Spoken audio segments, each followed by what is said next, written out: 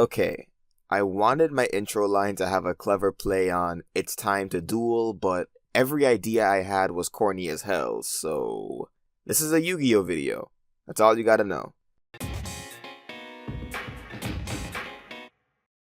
Sup Swarm, Sketchy here, and welcome to the first video of what I'd like to call Yu-Gi-Oh Month. After the surprisingly warm reception that my last Yu-Gi-Oh video received, I've decided to dedicate the rest of this month's videos to discussing various aspects of the franchise. So, we'll start off by going over how the original series wasn't as good as you thought it was. Can't think of a better way to kick off a month-long event. To clarify, when I say the original series, I'm referring to the 2000 adaptation and not the 1998 adaptation known as Season 0. This series, which we'll refer to as Duel Monsters for the sake of this video, holds a special place in a lot of people's hearts. For many, including myself, it was their first introduction to trading card games. Because of this, when you ask most fans what their favorite Yu-Gi-Oh series is, odds are this is the one they choose. And here's where things get messy. I'd hate to break it to you guys, but when compared to its successors, not only is Duel Monsters not as good as we remember it, but it's arguably the weakest out of all the entries in the franchise. Even Zexal? Yes, even Zexal. And we'll get to how overhated that series is later on in the month. Now, don't get it twisted. I still like Duel Monsters. It's still an enjoyable series, and there's one character in particular whose role has yet to be surpassed in later series, but it was very rough around the edges. Now, I'm not gonna harp on obvious tertiary things like the visuals or certain aspects of the dub, or how the show constantly broke the real-life game rules. The anime is almost 20 years old, and honestly, most of the material from Season 2 onwards has aged okay. The real flaws lie in the characters, story, and pacing. When it comes to the heroes and rivals, the only interesting characters are Yugi and Atem, Joey, and Kaiba. I considered including Mai as well, but a lot of her standout moments in the series are just that, moments. She shows up, does her thing, and then she's cast aside. As for interesting villains, all we have are Pegasus and Merrick, and they only take up half of the series, the other half being carried by a boring final villain that spent the entire series menacing in the background, and 3 lame filler villains. In a long-running shonen series, there should be a sense of the main villains getting more and more threatening as the series goes on. Take a classic example, Dragon Ball Z. We got Vegeta, then Frieza, then Cell, then Buu. Each villain was more powerful than the last. The stakes got higher as the series progressed. In Duel Monsters, we had Pegasus, then Merrick, then Noah, then Merrick again, then Darts, then Siegfried, then Bakura.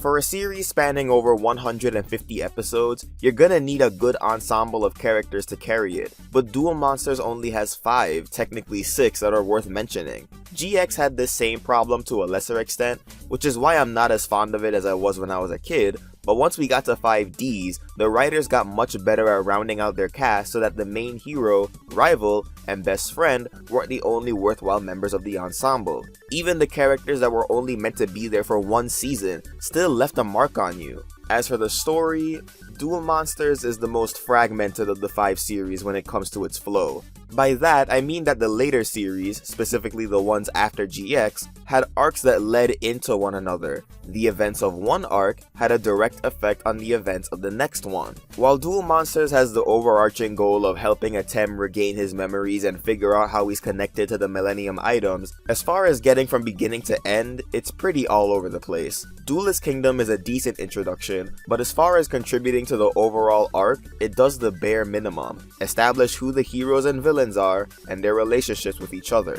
The series doesn't hit its stride until Battle City, where we're finally given an end goal to strive for, and memorable duels that help show the growth of its main characters, specifically Joey, who was, by far, the standout character of this arc. Merrick was a far more dangerous threat than Pegasus, and the Battle City finals brought out the best in the heroes and the worst in the villains, pushing everyone to a degree that they've never been pushed to before.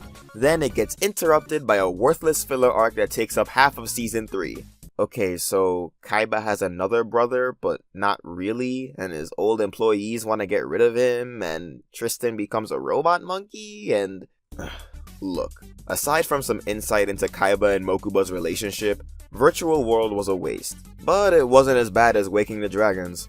Oh god. Waking the Dragons. This part of the series has enough problems to warrant its own video, really. Waking the Dragons feels like an entirely different series altogether, with its only connection to Yu-Gi-Oh! Being the fact that it uses its cards and its game. The Millennium items, the Egyptian god cards, the search for Atem's memories, all irrelevant. It's all about Atlantis now, for some reason. But, I hear you object. This season has Atem questioning whether or not he was a good person in his past. That's a very important arc for him. Yeah, it would have been, if the person that made Atem question this wasn't some rando whose only connection with him was, "I saw you in the desert using magic that one time. You, sir, are an evil bastard."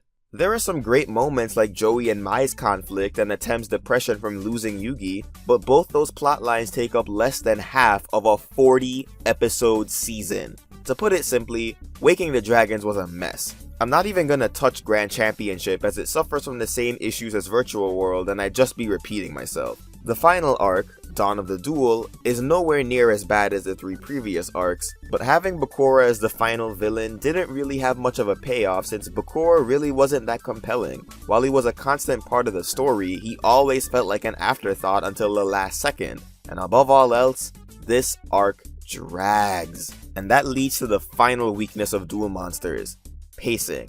I want you to imagine that this series was still airing today. You get up every Saturday morning to watch a brand new episode. Now, let's say that we were watching one of the show's iconic duels, like Yugi vs Kaiba in the Battle City Finals. That duel is 5 episodes long. 5 episodes. That's 5 weeks. That's over a month of waiting for that duel to end. I know what you're thinking. It's Yugi vs Kaiba. Fans have been waiting forever for them to have a rematch. It's exciting enough to warrant being a 5-parter.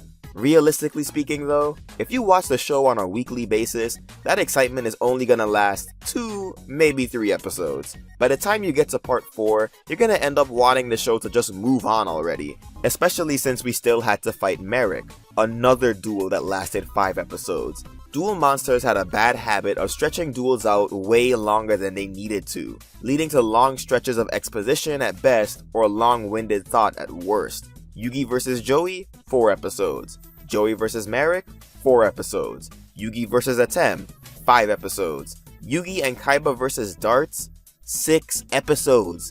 6 episodes? For a filler villain? There is no justifying that. The later series have gotten much better at pacing and splitting up their duels, with important ones usually being 2 episodes and the pivotal ones rarely going past 3. Combine the pacing issues with the comparative lack of a memorable ensemble and the fragmented story with unevenly rising stakes, and you end up with a series that hits its peak halfway through, then goes downhill for the remainder of its run until the ceremonial battle. It bears repeating that I am not saying that Duel Monsters is a bad series overall, but it suffers from a lot of flaws that its successors either reduce, get rid of, or don't suffer from as badly. While it laid the groundwork for the shows to come and the franchise wouldn't be what it is without it, we can't use that to deflect these flaws. If it's still your favorite, that's perfectly fine, but as far as judging the quality of its storytelling against its peers, I'd be lying to myself if I said that it was the best. So, that does it for the first video for Yu-Gi-Oh! Month. Next week, we're gonna follow in the footsteps of my Rivals video and take a look at the female leads of each series.